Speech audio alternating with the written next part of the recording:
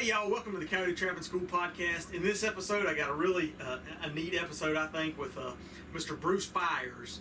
Bruce is a Arkansas trapper that just actually got started trapping this last season and had a pretty dang good season, as you'll hear in the episode. But we just kind of talked through, his aspect and him coming at it from a new trapper.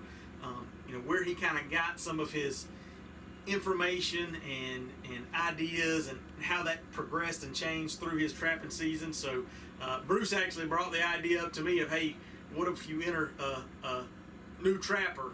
And I said, well, or what if you interview, a new trapper? And I said, well, since you brought up the idea, what about interviewing you? So he thought about it for a minute, which I can appreciate, but it was a really good interview. Bruce is a really good guy, and I think they're gonna hammer some coyotes this and other stuff this coming season. So got a jam up spot. If you listen to my recent episodes, I've talked a lot about that location and trying to find key locations, and it sounds like they are on just a really ideal location from a travel way standpoint. So I think you'll enjoy this episode. Like I said, it's a perspective from a new trapper, and just kind of getting in. If you're new to trapping, it might help you kind of with where Bruce got started, and maybe cut off a few steps and get you a head start. So I also want to thank everybody for listening and following along. There's a good many of you that listen on YouTube, and I appreciate that. And then the podcast last month, so this is September, August was the most downloaded month yet. Had over 5,000 downloads of the podcast in the month of August, which was I've been averaging a little around 3,000, a little over 3,000.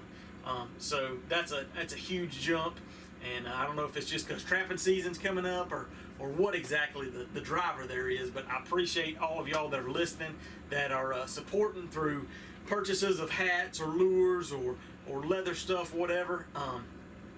And then I was going somewhere with that, and I lost my train of thought. But anyway, I appreciate all y'all listening. I appreciate you subscribing and leaving comments and reviews. That's what I was getting to. Comments and reviews.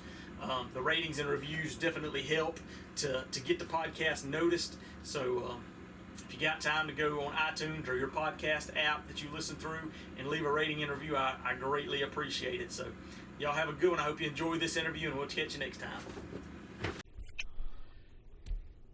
We're here this evening with Mr. Bruce Fires out of Northeast Arkansas.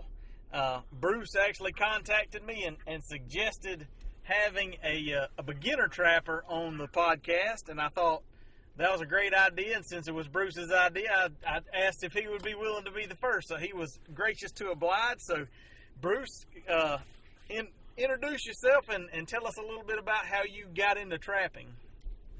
Oh, yes, sir. Like I said, I'm from Northeast Arkansas up here, about 30 miles from Memphis and about 20 miles from the boot hill to Missouri, so I'm up here in the far corner. Like I said, I'm an ag teacher. Been teaching ag for a while, 13 years, and actually just started trapping last year. Kind of started, out of necessity. My uncle runs a commercial cow herd up here on these drainage levees and stuff, and got to losing some calves. He lost about, I think he lost 4 or 5 calves in about a 2-week period. And when you go to taking those calves out of the equation, guy kind of loses his profit. So sure. He hits me and my couple cousins up, we like to hunt and fish and just be outdoors. And he said, you guys ought to try to do some trapping and try to get these coyotes trapped out for us. So we he hauled around a little bit trying to figure out, what we needed to do, kind of read some regulations and stuff, and I started out with 4 traps and 2 snares, and had really my cousin from up north, his name's Jared. He had a couple traps that he had bought when he lived up in Illinois, and had 2 number 2 Dukes and 2 number 3 Dukes, and we started reading regs and stuff, and noticed that we had to have offset traps down here if they were over 5 inches. So lucky me, me, being an ag teacher, had a pretty good shop there and some pretty good kids that were pretty handy in the shop. And I told them what I wanted, and we took those regular jaw dukes and did some modifications, and we end up with offset traps, legal, ready to go. So I kind of worked it in my classes, which I thought was pretty neat. And then just kind of went at them. It took us about 4 or 5 days to finally catch one, and kind of got to at that time we all got the bug, started reading all the information, all the literature we could get, YouTube, podcast, everything we could find, and everything kind of fell into place. We caught I think we caught 11 or 12 coyotes in about a 3-week period there close to the cattle where our cows were. And after that 3-week period, we never lost any more calves. I think there's 3 or 4 calves running around there right now that don't have a tail because the coyotes chewed their tails off before their mamas could get the coyotes whooped off of them. Huh. So it was out of necessity, but then we kind of started talking about it and kind of enjoying it. How you got to really think through things, and it's a problem solving deal, and that's one thing we enjoyed about it. Is you gotta outsmart the smartest one out there. I mean, around here coyotes and bobcats are the top of the food chain around here as far as predators go, and and we started trapping, and we ended up catching I think we caught 37 coyotes last year, and 5 bobcats, and I don't know how many raccoons, and by golly, if it wasn't for possums, them slow days, we would have had, we'd have been singing the blues, but they kind of kept you on your toes. But I mean, that's kind of how we got into it, kind of just necessity, needing to try to, help the family, try to get things taken care of to keep from losing some profits, Yeah, sure. Man, y'all had a pretty good start. So did you graduate up to more than just the 4 dukes you had? I mean, that's after we caught our first one, you'd have thought we was on a spending spree. That's what I've been.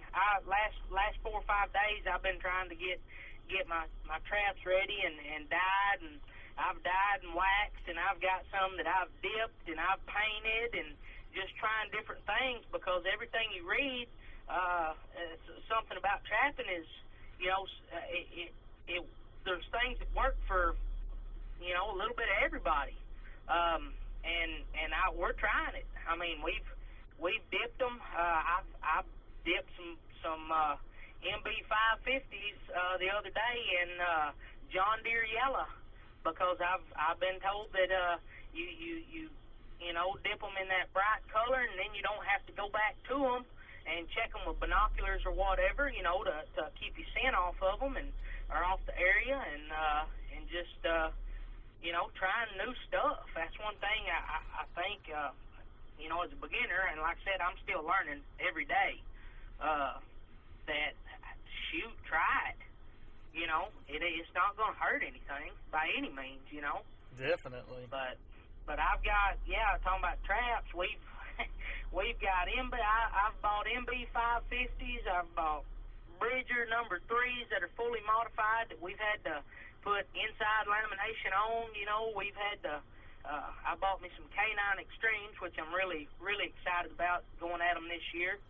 Bought me some double long springs that I'm excited about. I watch, and I know listening to some of your podcasts, you watch and listen to Clint Locklear a lot, and I know watching his YouTube videos, he uses double long springs a lot, so we're pretty excited about that. So I don't know, it's just a fun deal, and I've gotten where I enjoy trapping and prepping for trapping season about as much or more as I do for hunting.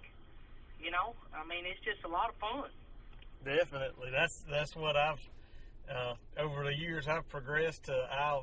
I usually try to bow hunt or hunt early enough just to get a couple deer for the freezer, and then after that, I'm full-time trapping mode. That's all I'm thinking about. So. Yes, sir. Yes, sir. Absolutely. And it's gotten to the point now. It seems like forever. I mean, if I get the opportunity to take a back road home, I do, and I'll stop at every mud hole to see if there's any tracks. You know, it's gotten that bad. I've gotten that infatuated with it, I guess you'd say.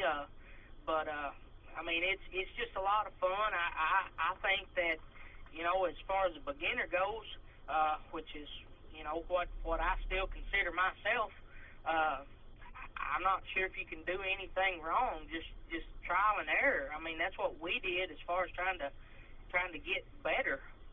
But I mean, that's what we've done. I mean, I don't know. I know there's certain things that you can do to, you know, that you listen to podcasts and YouTube videos and read books, and like, it works, but sometimes it might not work where you are. And that's kind of where we were at. We're down here, well, I guess up here in cotton country, lots and lots of agriculture. You know, and I have not got to watch the Apple Road video, Coyotes in Agriculture, I think that's what it's called, or one of them. But I'm trying to get my hands on a copy of it because I'm anxious to see how they trap in this type of area. You know, and just trying to improve what we've done. You know, just that kind of stuff. I mean, it's enjoyable. You can take your family with you. Safe. You know, I feel pretty confident that trapping's as safer than some hunting trips I've been on. Yeah. So I mean, young kids, and like I said, being an ag teacher, I've worked trapping into some of my natural resources classes and some of my ag mechanics classes, and I've got 4 or 5 kids there at the school that trap and enjoy it, and I'm trying to get them signed up for some camps, or workshops, 2 or 3 day workshops later this fall. You know, to take them for that and try to help them out and get started. So that's really cool. The aspect of being able to get the students involved and try to kind of spread it a little bit. I really like that. Did you have, absolutely, being in kind of rural Arkansas, did you have any students that had already had any experience or been exposed to trapping? You know, I had one student that, and it's kind of funny because he had told me that he was trapping, and I said, all right, I didn't think anything of it. This was 2 or 3 years ago, and I hadn't really got the bug or even really thought about it. And a couple years went by, and he said he had been catching some raccoons, and he'd tell me he caught possums, and first one thing another. Well, we got to visiting with it after last year, and he had been running the majority dog proofs. So I mean, I could, after learning a little bit about trapping and kind of figuring things out, I could see where he was, you know, getting his catches. So now he and I talk pretty regular about trapping, and I've got some younger students that matter of fact, today one boy said, I have found a ditch that's got muskrats all in it. So I've got them all searching, and they're all doing some work, doing reconnaissance work for us, trying to get ready for the season. So it's gotten to be a school function that we're hoping to have a lot of fun with. We've got we do a critter cook every year for my FFA, and that was one of the things that some of the kids said. They said, if you catch a raccoon this year, we want to eat a raccoon at our critter cook. So I'm on one of my missions this year is to get a good raccoon for our critter cook. So man, that's awesome. Yep, a lot of fun seeing these kids get excited about things, about being outdoors. So yeah, that's what I like about it. For sure. So, where did you start when you started thinking about? You said you started looking everywhere. Like, how did you decide what to start with as far as trying to set a trap for a coyote? All right. So like I said, when we talked about trying to get these coyotes out of our cow herd, I just started YouTube and I watched Clint Locklear a lot. I watched a couple of your videos. I watched Jeff Dunlap. Watching them, and I was able to take some of their stuff and make it work down here. I don't know about any other beginner, but I promise you, I dug more dirt hole sets last year than I've ever. I bet if coyotes seen a hole in the ground now, they run off because they've seen so many I dug last year. But that was the most simple and easiest one that I could figure out to do. And it worked for us. Like I said, we got to catching a few coyotes and stuff, and then the deeper and deeper I watched YouTube, and I got some books. Tom Miranda's competition line, coyote competition line. I read it twice, so it's and that's the thing. I mean, you can read books and literature over and over, and for some reason you get something new every time you read it. Yeah. And that's the thing. I mean, that kind of stuff, and I've read the Black Book of Coyote Trapping. Kellen Cates did that. I read it a couple times. I've got the Trapping Fur Bearers of North America. It's a pretty good one. Then this past summer we attended the NTA National Convention, and that's what I was going to tell you. I don't know if you remember it or not, but we were standing there at the demo site, and you walked in. I told my cousin Jared, I was like, "Hey, that's Chris Pope right there." He said, "You think he's got any of those bags?" I said, "I don't know. I'll go ask him." And you sat down there in the front row, and I slipped up there beside you and asked you, "Did you bring any bags with you?" Yeah. And stuff. But that's one thing about trapping. Shoot, everybody I've met or dealt with or bought anything from, they're just as happy to share information with you as your best buddy.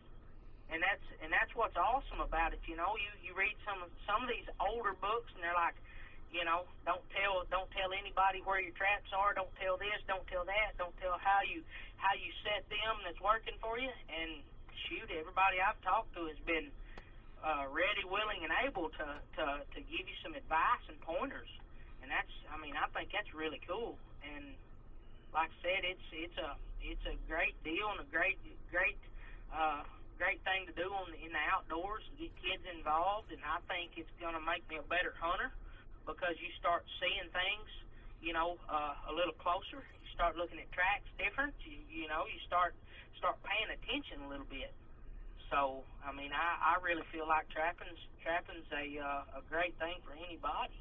Yes. But talking about resources and stuff, how I got some information. First thing I recommend and suggest to anybody that's trapping to join their state association, which I'm a stickler on joint associations. Being an ag teacher, you always want your kids to join FFA. So I kind of practice what I preach, and anything I'm involved with, I try to join an association that's involved with it. So, I mean, I learned a lot from demos there. There's a gentleman down in South Arkansas, down at El Dorado, Mark Connors, he did a bobcat demo at our spring conference, our convention, and, man, he's got me fired up about chasing bobcats. I mean, just stuff like that. When you get to talk to guys that have done it for several years, and they'll get you pumped up. I mean, they to the point of, golly, I can't wait till trapping season gets here. Yep. And when you get the bug, I mean, I guess that's just part of it. You think about it constantly and try to improve and get yourself better and ready for the year. So that's exactly right. That's what I've done. I've joined our state association. I'm a NTA member. you know, I'm a member of Fur Takers of Eastern Arkansas Fur Takers, and anytime any demo is within decent driving distance of my home or whatever, I'm trying to be there, you know, just to improve myself and get better and hopefully can take it back to school and maybe help these younger kids that I've got in class that are trying to do it. There you go.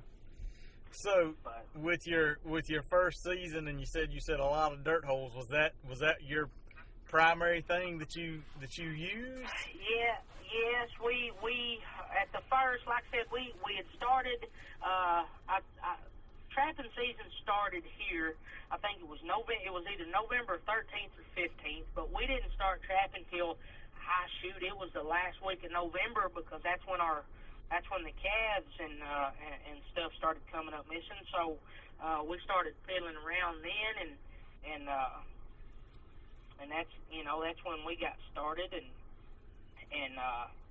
the dirt hole was kind of the most simple. I mean, there's nowhere around here that I knew of at the time to buy any kind of trapping supplies. There is one outdoor store over here, about 40 miles from the house, that does carry a few trapping supplies. So I mean, I got on YouTube and made my own bait.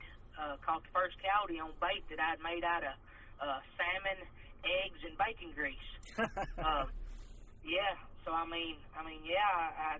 We, you know, started watching those videos, and you know, they were talking about putting a trap, you know, 9 inches, 12 inches away from your dirt hole or this and that, and when we end up, you know, catching, it was like I said, it was sparked the fire, you know, and then started learning how to do flat sets. End up at the end of the season catching in flat sets. The only thing I did not catch a coyote in that I really wanted to, and it's on one of my goals for the year is a urine post set. Yeah. And the only reason I didn't catch one there, or I feel like we were in the right area, is I just took a little old piece of wood and drove it in the ground for some reason out just in the middle of the pasture and put urine on it and thought, well, there'll be a coyote come by and pee on this. I don't know why I thought that, but that was at the first of the year, and the more you read and think about, you know, what coyotes are doing and their habits, I wouldn't have went out there and used that stick, you know. So I understand why I didn't catch one. So I'm hoping, you know, this year I can be a little more productive on that set and kind of change things up. We're going to try to run some snares this year. Pretty, you know, something different. Excited about that. Thought about trying to get into the live coyote market. I don't know if we can get it done or not, but you know, that's something we've talked about. And like I said, I've got some goals set for myself this year that I'm going to try to hit, and you know, snaring's one of them, and catching on a urine post. You know, some people that may not seem that big a deal because they do it all the time, but for a new guy, you know, set personal goals and go at them. That's right. So that's kind of the way I'm looking at it. So are you doing most of your trapping in pastures and in cow pastures? You know, we have, when we started and got to fiddling with it and stuff, and my family owns some acreage around the house here. We got to setting a few traps around in these agriculture fields on pinch points and stuff, and got to doing fairly decent. Like I said, I think we caught 10 to 12 coyotes over there on the cow pasture, and then we started kind of expanding. Everybody we talked to around here, you know, we got to tell them we were trapping, and it seemed like every landowner around that we talked to was like, when I was a kid, you know, my uncle or my dad or my grandfather took me trapping, you know, and next thing you know, they're saying, y'all trap whatever land I've got. If it'll kill a deer or eat a turkey egg, you get him. Yeah. So that's kind of what we did, and I mean we're doing it for the enjoyment of being outdoors and stuff. And don't get me wrong, we do skin our animals we catch, and I have tried to flesh and dry hides. I'm not very good at it, but I think that'll come with time. I recommend to any beginner, shoot, if you're catching raccoons, you're not going to lose much if you're trying to flesh and dry them, because they're not worth a whole lot here where I'm at anyway. That's for sure.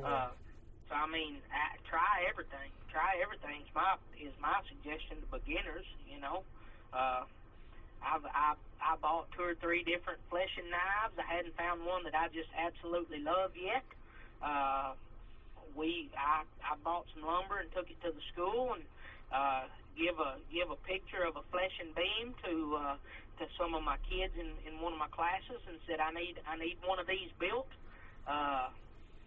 And didn't know it any better because I didn't have any experience in it. We built it out of pine, and if anybody runs a fleshing knife over a pine 2x6 knows you can absolutely tear one in half, and then the next thing you know, you're tearing holes in your hides. Which, like I said, I was using raccoons, and I was even trying to flesh possums, which are harder than you would think. Just trying to get better, and that's, like I said, that's just kind of how we got started. I've gotten fairly decent on fleshing. I don't think I'm great. I don't think the quality of work that I do is as good as some or the ones that have been going. But that's what it's all about. You spend time in the fur shed and try to get better. And I know there's not a lot of money in fur now and stuff. But I mean, you want to try to put a premium on everything you got if you can. So, I mean, that's kind of what we're doing. That's right. So what are you doing with your fur? Are you selling it or? That was one thing. I'm glad you asked, because that was one thing I definitely want to tell beginners. Last year I had our state association, Arkansas Trappers Association, has a fur sale, and I think, matter of fact, on one of your podcasts you might have talked about the Arkansas fur sale. Yep. I as a beginner was worried about my work, worried about my fleshing job, worried about how my stuff looked, so I didn't carry anything. I held everything over. I've got a freezer full of coyotes and beavers and raccoons right now that I've got I'm holding for this year or a sale, because I was worried about my work being not good enough. I went. Mr. Wynn, I can't remember his first name, out of Missouri, a fur buyer up there, was sitting there at the table where they were selling, and I just kind of sat down with him and started quizzing him, and I told him what I'd done. I'd left everything at home because I didn't think my stuff was good enough. And his reply to that was, "Don't ever think you're not good enough, because," he said, "we're going to buy your furs." He said, "We need them." He said, so don't think you're not good enough or your work's not good enough. He said, it'll bring something, So that's something that this year I'm going to try to do and try to teach some kids in natural resources. I told my kids the other day in my 8th grade ag class during our natural resources course or unit, we're gonna tan a couple hides. So I've been trying to research and get information on it, and I'm gonna let them tan some hides there in school, and maybe that might strike a fire in some of them to get started trapping. Yeah.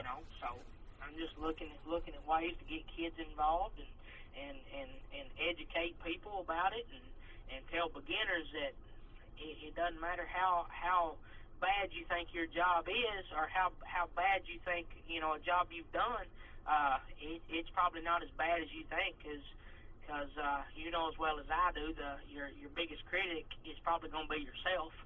That's right. that's something that you just kind of work through. Yep. So, And one thing, talking about that Arkansas fur sale, that was the first time. I spent about 3 years in Arkansas, and that was the first time that I ever been to an in-person fur sale. Was the Arkansas Trapper Association sale, and because we don't in Georgia, there used to be a fur buyer when I first got started, but there's no fur buyer that you can go to and talk to, and so one thing I didn't realize though is like there's a lot of folks at that Arkansas sale that just bring their fur green. They just catch it, freeze it, throw it in the freezer, and then they bring it thawed out to that sale and sell it just like that. Yes, sir. The high selling bobcat at that sale, I think it was $80. It was still in the round. I mean, yep. they just caught him and put him in the freezer, and he was really good, spotted up on his back and his belly, and he brings $80. And I know that's that's not anything compared to those western cats that are bringing big money, but I mean, shoot, for something like that, I think that was awesome, and that was something that I started after, and yeah, that's what made me think of it. Your podcast, you got to talking about fur sales. Some of them had green hides, and some of them had dry, and so I started kind of looking at different states and stuff, and that's one thing we're pretty fortunate here in Arkansas that they do allow us to sell in green hides. So I mean, if you are worried about your, how good of a technique or how good you are of, fleshing and drying, I mean, you have an out for your furs as a green hide.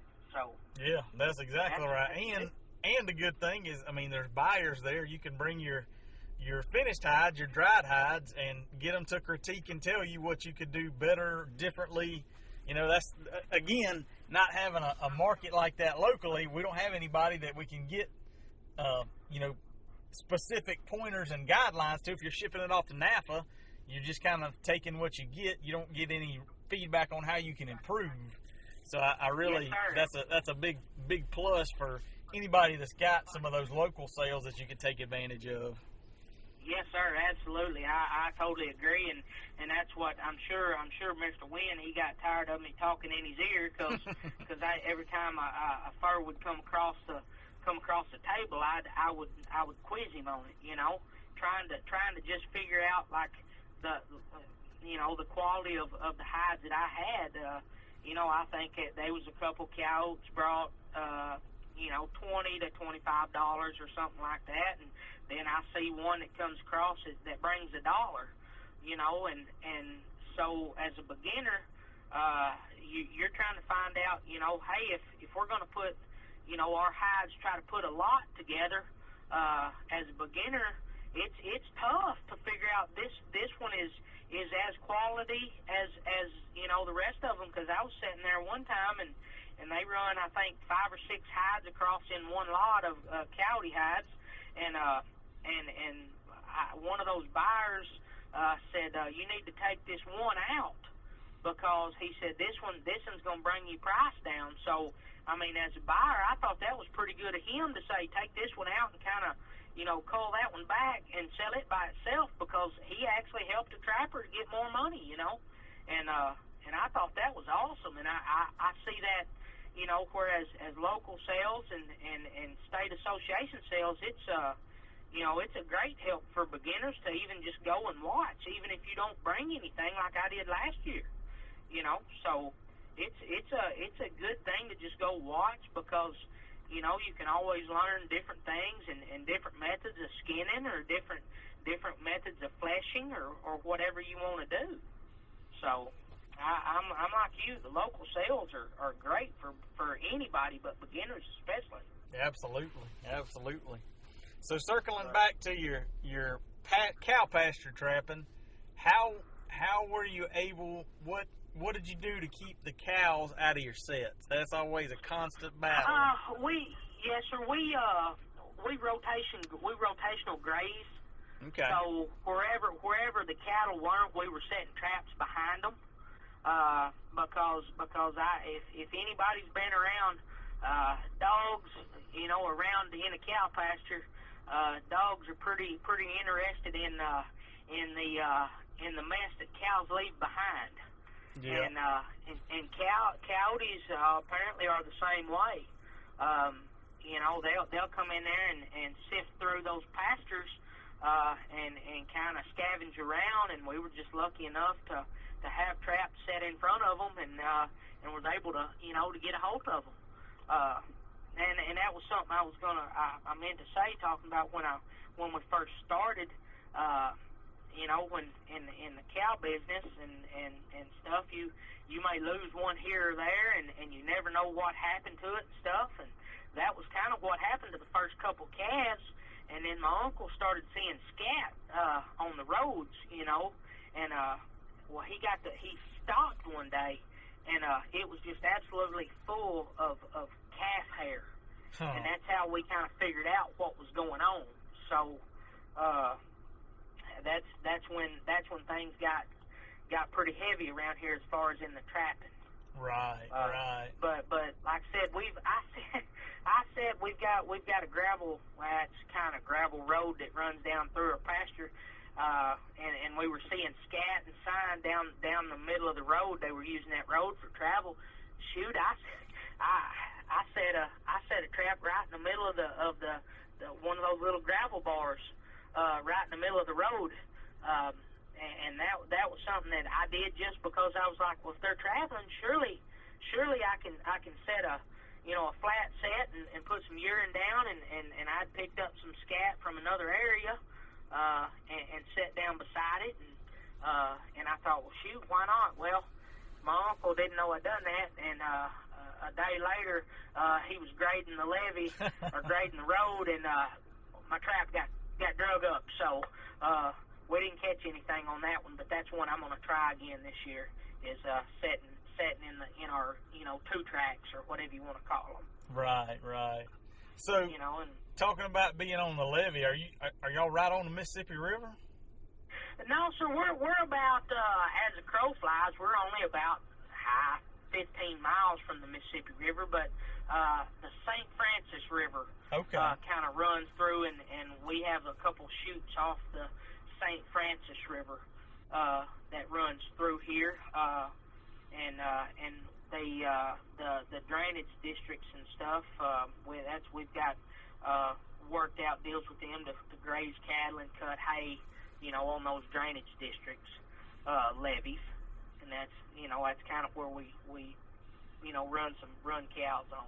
Right, and that was just I've been really kind of paying attention in my mind lately to location and how to target dispersal routes and ways to catch more coyotes at a location, I guess. Target locations where I could catch more coyotes, and that stood out to me when you said that, thinking about a levee system along a major river.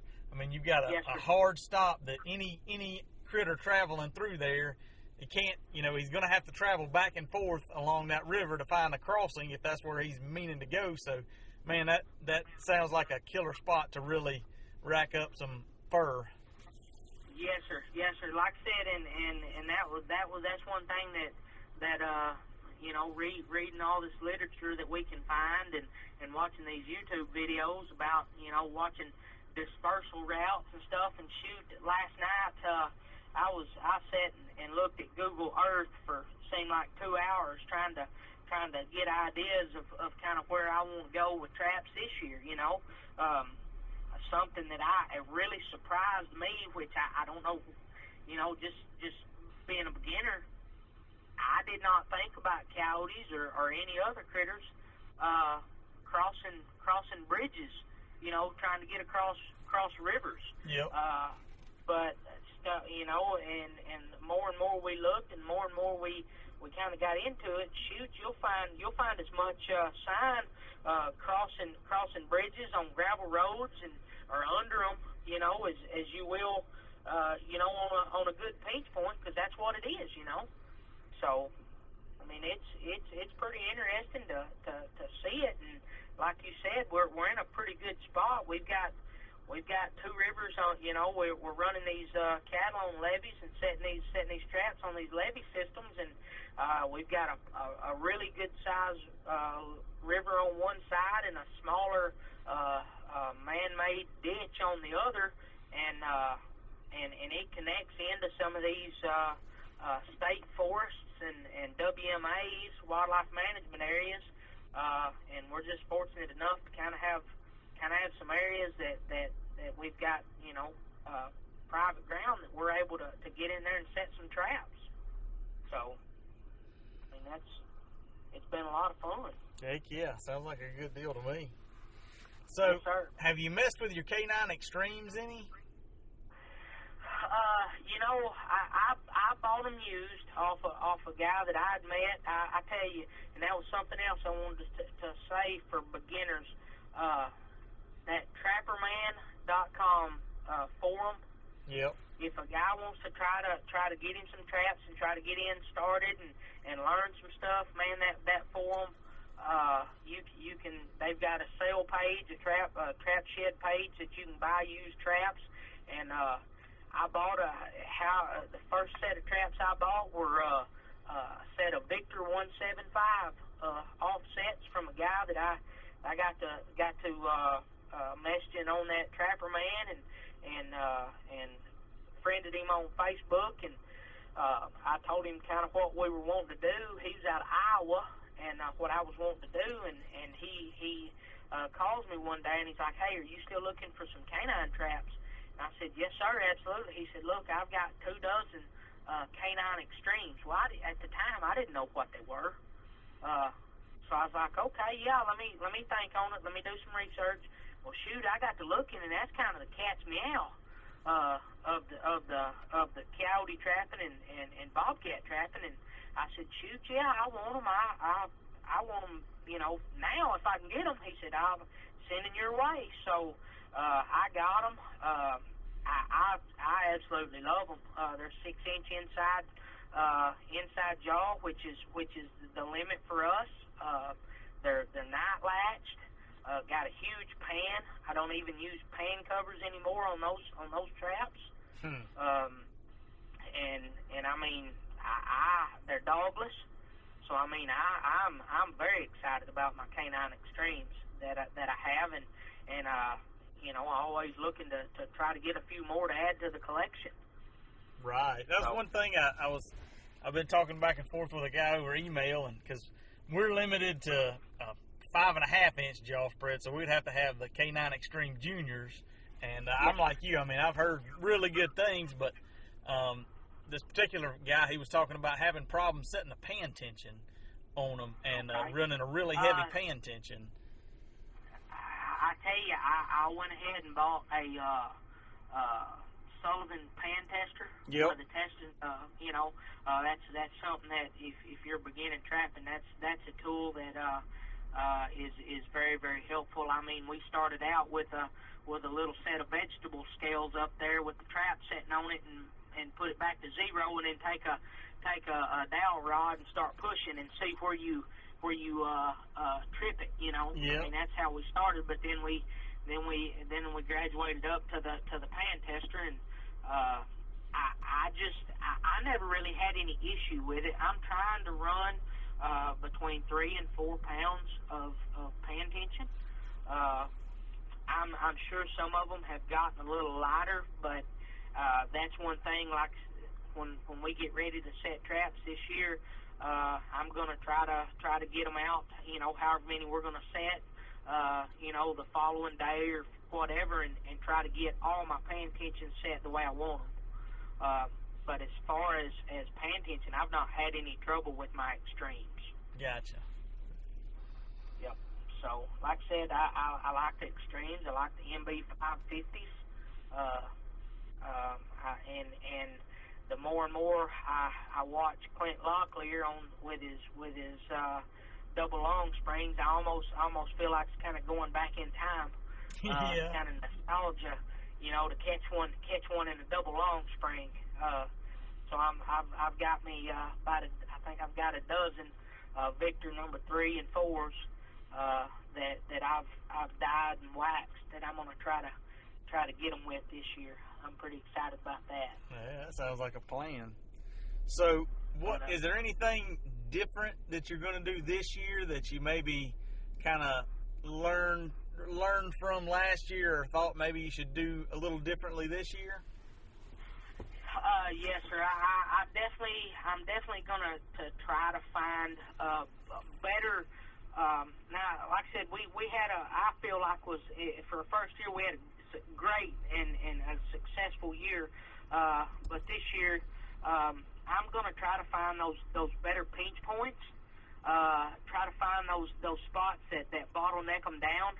And I was real bad about setting one trap in one spot, and then maybe going 200 or 300 yards down maybe a travel way and setting another one. I really feel like I might have been hurting myself, because I might catch something in that first trap, and it may shy whatever else is with them, if there is something, shy away. So I'm going to try to set more, dual spots. Put 2 or 3 traps in one spot that's a high traffic area. Something that and I hope everybody has dealt with it. You can make the prettiest coyote set that you can imagine. It looks perfect, and the next day you go and there's a stinking possum in it. Yep. And that is one thing that I've thought about, and I've watched a few videos on YouTube about people guys are putting dog proofs in a fairly close vicinity of their sets, and maybe get those non-targets headed off before they can get to your sets. That's something that I'm going to try. I'm going to try drags this year for the first time. Yeah. We staked out everything last year. Either steaks or wolf fangs. And I'm going to try drags this year. One thing that I have questions about on the drags is a dog a must? Because you watch in the YouTube videos of those guys using drags, a lot of them will have dogs, dogs that run with them and trap with them, and I can see where that would be a great help. But is it a must, and where I'm at, you may be in a 1,500 acre block that is nothing but cut cotton stalks or bean fields or something. So I mean that's a worry to me, is if I don't have a dog, if I get one that really leaves out and nothing ever really catches on those drags, what am I supposed to do? So I mean that's something that I'm thinking about, is maybe trying to get a dog, for trapping. And I know it's kind of late in the year to try to get a dog to take with you and get them trained up, but I can see where that would be a big help.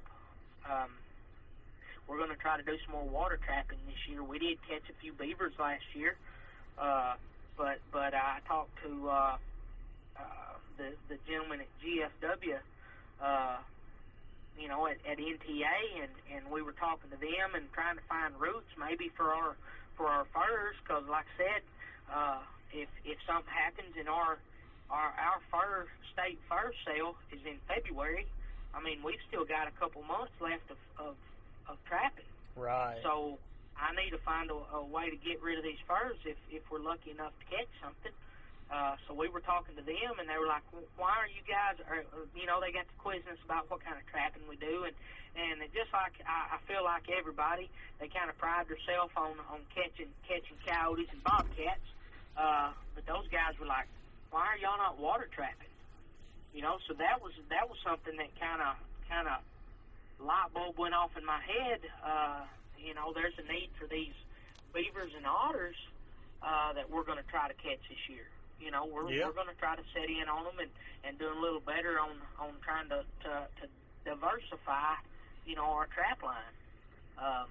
Gentleman out of Bricky's, Arkansas, Mr. Richard Miller, he was at our spring convention, and he said that he worked with drainage districts to try to get beavers out of the drainage stuff, and that was one thing that he told me to tell these kids that are wanting to start trapping is, you know, there's some money to be made with these drainage districts around, because they're always looking for somebody to try to get rid of beavers and stuff. So, right. I mean, I sat down and visited with him a long time about just water trapping, you know, and his big thing, he said, I don't set any castor mound sets. He said, I don't set any foothold traps at all for beavers and otters. He said, everything I run is a 220, and in my mind I'm thinking a 220, that's awful small. He said I've caught lots and lots of beavers, big beavers, in 220s. So he said they're lighter to carry. He said you can put more in, you know, in your buckets or in your pack. He said so. You know, that's something that this year I've got rid of some of my 330s and traded out for 220s. You know, trying to increase my numbers to hopefully, you know, be able to up my numbers on beavers and otters. So. Sounds like you got the trapping season cut out for you then, huh? Man, I tell you what, the only thing I don't have is the time to do it. Between school and family, I just kind of, that's what I told my wife. I said, you know, when trapping, we just had you know, he's 8 months old, now fixing to be 8 months old, a little baby boy, and I told my wife, I said, you know, you better get all the time you can with him. I said, because when he gets 2 or 3 years old, I said, me and him's going trapping. There you go. He said, yeah, I hear you.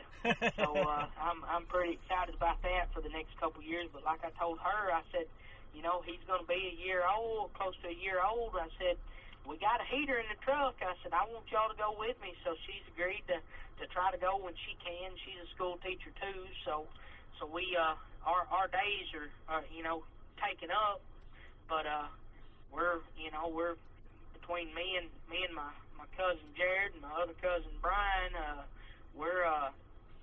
we try to you know, split up times when we can go run our traps and try to keep everything ran when we can. You know, we run anything on the foothold. We run, you know, you got to run every day, and then anything in a drowning set or a kill set, you can run every 72 hours. But it's kind of like I listened to your catfishing podcast the other night. It's kind of like you can't wait to get over there to see what's in it. So That's we right. hardly ever make the 72-hour you know, limit, because we're always wanting to check it to see what we've got, if we've got anything. Yeah. So, you know, it's just a lot of fun. We have a blast. We've learned a lot. Like I said, I feel like I've become a better outdoorsman. I feel like I've become a better teacher when it comes to natural resources. I feel like I can talk to these kids about deer management. I feel like and just predator control in general is what trapping's done, and I really enjoy it, and have these kids that are enjoying it, and I mean that's what makes it fun.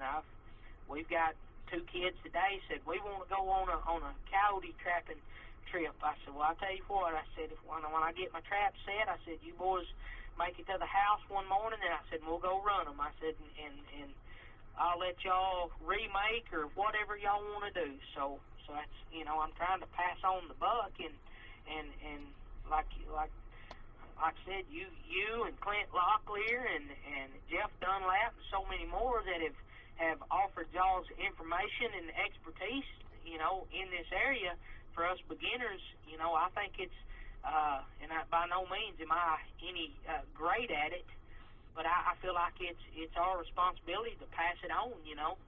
So that's what I'm trying to do, and what I'm trying to do with trapping, and learning something new every day.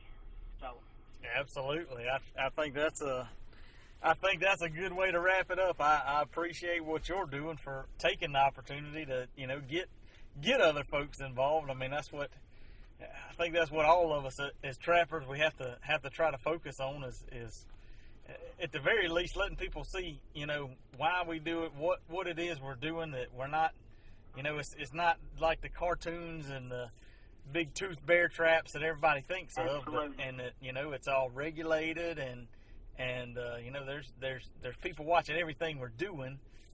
Yes, sir. People don't realize and understand that they're all that, the regulations and all that go along with it. They think, I don't know why people think that, but they think you're just out there ravaging everything that you can possibly shoot or catch. And so the more people that we can help educate, the better off we're going to be as trappers and outdoorsmen. So. Yes, sir. I agree 100%. I had that same conversation with one of my students today. He's like, "Where are the teeth?" I had a trap there at school. We were building muskrat floats, and he's like, "Where are the teeth on the traps?" I was like, "What are you talking about?" He's like, "Well, aren't they supposed to have teeth?" I said, "No." I said, "That's only on Wile E. Coyote and the Roadrunner, bud." And he started laughing, and I said, "I'm serious." I said, "It's not like you see on TV." I said, if you go to a reputable resource of information, I said, you're going to see there's a lot more into it than just, you know, a trap sitting out there that's going to kill an animal. I said there's more to it than that. I said trappers are more conservationists than they are anything. That's exactly right. And I wouldn't consider, I'm not an expert on this, but even the old traps that had the teeth, the whole point of the teeth were to keep the foot from moving in the trap, because the more sliding you get, the more cuts and abrasions you get to the foot. So those teeth would hold the foot in place so you didn't have the sliding. So, I mean, they're just like the offset jaws and the laminations and all the things we're doing nowadays.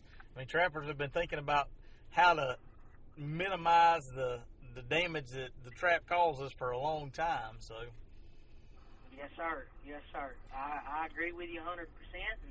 And like I said, it's a good thing, and I suggest, or I recommend, if somebody wants to be outdoors, this is just another avenue for you to be out there, you know, and enjoy being outside. Like I said, I can't wait for cold weather and start chasing these fur bearers. There you go. Well, I think on that note, we'll wrap it up. I appreciate your time this evening, Bruce, and I wish you the best of luck. I might have to follow up with you sometime next spring, and we'll see how your season went. Yes, sir, Mr. Chris. Like I said, I appreciate what you do and the information you give us beginners. And like I said, there's so many guys that we see on YouTube and Facebook that offer that expertise, and that's what we need. Because like I said, it's tough coming in here blind, you know, but a guy can spend as much time as he wants to reading and learning and doing, and the more you read and learn and watch on different things, the better you're going to get and the more successful. And like I said, set some goals for yourself as a beginner and go at it. So I mean, like I said, I thank you for what you're doing and helping these, you know, give advice to the beginners and people like me to get better. So. All right. Well, with that, we'll sign off here. And like I said, I appreciate your time. You have a good evening, and we'll catch up with you later on. Yes, sir, Mr. Chris. Have a good one. You too.